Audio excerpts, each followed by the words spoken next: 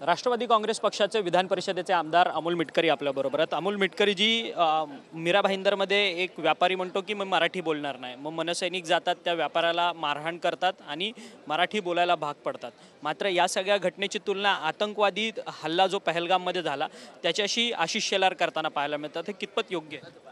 मीरा भाईंदरमध्ये जी घटना घडली त्या घटनेचा आम्ही सर्वांनी निषेध व्यक्त केला। मराठी भाषेच्या संदर्भामध्ये लोकांनी सन्मानाने ते स्वीकारूनच ती बोलली पाहिजे आणि काही उन्मत्त जे आहेत आम्ही बोलणारच नाही, आम्ही हेच करणार, त्यांना पण आम्ही प्रेमानं आमच्या पक्षाचे संस्कार प्रेमानं समजून सांगण्याचे की बाबा गुजरातमध्ये गेल्यानंतर गुजराती लोक बोलतात ना। आता माझे नातेवाईक गुजरातमध्ये राहतात, सुरतमध्ये राहतात, ते पण सांगतात की आम्हाला गुजराती बोलावं लागतं शेजाऱ्या पाजाऱ्यांसोबत, मराठी मी बोलणारच नाही हा हेकेखोरपणा येतो। त्यावेळेस मग एखाद्या कार्यकर्ता तिळपापड होतो, त्यांनी मारलं किंवा त्याला प्रतिक्रिया दिली असेल तर मग ते आतंकवादी नाहीत होऊ शकत। त्याच्यामुळे पहलगामचा नक्षलवादी हल्ला आणि काय असेल तो दहशतवादी हल्ला तो असा आहे की तो शेवटी मराठी माणूस आहे आणि मराठी माणूस असा दहशतवादी हल्ला करू शकत नाही। परंतु मराठी जनांची ही संपूर्ण अवहेलना म्हणता येणार नाही का? ज्या पद्धतीने मराठी माणूस रस्त्यावरती उतरून एका व्यापाऱ्याला मारतोय, जर तो बोलत नाहीये, मगरुरी करून बोलतोय की मी बोलणारच नाही, अशा वेळेस त्याला मारलं जातं आणि त्याची तुलना दहशतवादी हल्ल्याशी, एकंदरीतच मराठीसाठी जे लढणार आहेत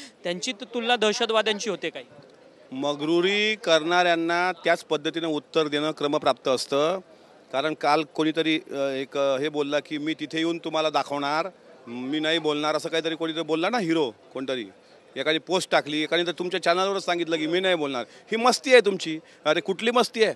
तुम्ही खाणार महाराष्ट्रामध्ये, तुम्ही पैसे कमावणार महाराष्ट्रात, तुमचं ग्राहक हे मराठी माणूस आणि तुमच्यात मस्ती काय तर आम्ही मराठी बोलणार नाही, मग ती प्रतिक्रिया ना साहजिक आहे। आणि ती प्रतिक्रिया दिली असेल तर त्याला दहशतवाद नाही म्हणता येणार, ते चुकीचंच आहे। जे चूक आहे ते चूक आहे, असं दहशतवादाशी संबंध मारण्याचं जोडू नये। ते मारून त्यांनी चूक केली काय तर नक्कीच चूक, त्याने समजून सांगायला पाहिजे होतं। पण एखादा माजलेल्या याच्यात मला म्हणत असेल की कोण माझं काय बिघडवते, मी महाराष्ट्र देऊन दाखवतो, मैं महाराष्ट्र में आके बताऊंगा अपने गली में कुत्ता शेर है। बघा तुमच्या बापाचा महाराष्ट्र थोडी आहे, मराठी माणसांनी रक्त सांडलं आहे महाराष्ट्राकरता, आपण पुरोगामी महाराष्ट्रात राहणारे लोक आहोत। त्याच्यामुळे असा कोणीतरी उपटसुंब येऊन मगरुरी त्यांनी करू नये। तुमच्या चॅनलच्या माध्यमातून मी मुंबईत राहून मुंबईच्याच भरोश्यावर जगणाऱ्यांना सांगतो की तुम्ही मस्ती आणि मगरुरी करू नका।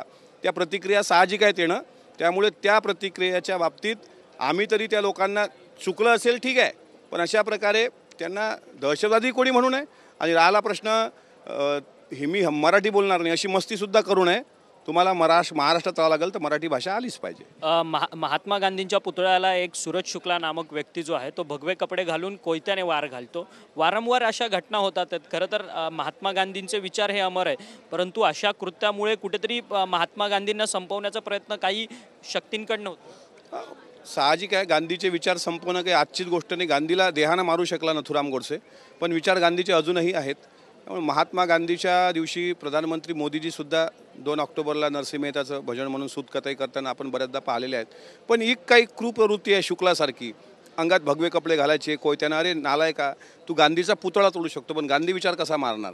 आणि हे त्यालाही माहीत आहे की गांधीच्या पुतळ्याची विटंबना झाली का काय उद्रेक उसळत नाही, कारण गांधी शांतवादी आहे। तुम्ही त्याच्या पुतळ्याला दगड मारा, कोयता मारा, त्या पुतळ्यावर बॉम्ब टाका, तर कुठं हिंसा घडत नाही।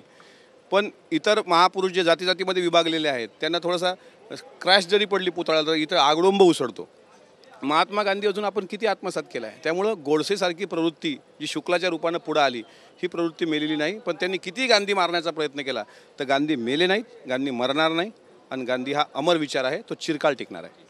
बच्चू कडू जे आहेत शेतकरी नेते, प्रहार संघटनेचे अध्यक्ष, ते आजपासून खरं तर शेतकऱ्यांच्या कर्जमाफीसाठी पायी पदयात्रेसाठी निघालेले आहेत। आश्वासन त्यांना देण्यात आलं की या सगळ्या संदर्भात विचार करू म्हणून। हे अधिवेशन पावसाळी अधिवेशन आहे, परंतु पावसाळी अधिवेशनांमधला सगळा मुद्दा भरकटताना दिसतोय का? कारण की शेतकऱ्यांच्या हितावरती आणि शेतकऱ्यांच्या सगळ्या गोष्टींवरती, समस्यांवरती चर्चा झाली पाहिजे। चर्चा सभागृहामध्ये शेतकऱ्यांच्या समस्येवर होणारच आहे, त्यात दुमत असण्याचं कारण नाही। उपोषण सोडतेवेळी मी स्वतः मोजरीच्या स्टेजवर होतो। बच्चू भाऊंना एक ड्राफ्ट हा उदय सामंत साहेबांनी आणून दिला, तो तिथे वाचला गेला होता आणि त्यात बच्चू भाऊंच्या भाषणातसुद्धा 2 ऑक्टोबरपर्यंत आम्ही वाट पाहतो, कारण खरीपाची सध्या लगबग शेतकऱ्यांच्या मागं आहे। आता काल मला ते विधान भवनमध्ये आपल्या विधिमंडळात दिसले, अनेक आमदारांशी त्यांच्या बैठका झाल्या। आज माझी लक्षवेधी होती, पण आमच्या लक्षवेधीचे सन्माननीय मंत्री जयकुमार रावल साहेब हे दिल्लीत होते बच्चू भाऊच्या एका मागणीच्या संदर्भातच। पण आता त्या मीटिंगमध्ये जर त्यांचं समाधान झालं नसेल तर ते पदयात्रा काढतायत, पण मला सरकार म्हणून निश्चित विश्वास आहे की त्यांच्या मनाचं समाधान होणार। धन्यवाद, तुम्ही आमच्याशी बातचीत केली. खरं तर मराठी बोलण्यावरतून जर कोणाला मारहाण होत असेल तर त्या सगळ्या संदर्भातली भावना जी आहे ती ओळखली पाहिजे. कारण की व्यापारी मुंबईत येतात, मुंबईत येतात, व्यापार करतात आणि नंतर मगरुरीची भाषा जर बोलत असतील तर ते चुकीचं आहे. आणि आशिष शेलारांकडनं या सगळ्या घटनेची पहलगामच्या दहशतवादी घटनासोबत जर तुलना होत असेल तर ते अत्यंत चुकीचं आहे असं मत जे आहे ते आमदार अमोल मिटकर यांनी आपल्याशी बोलताना व्यक्त केलं. जर्नलिस्ट मनीष विचारेसह अक्षय मंकणी, TV9 मराठी, मुंबई.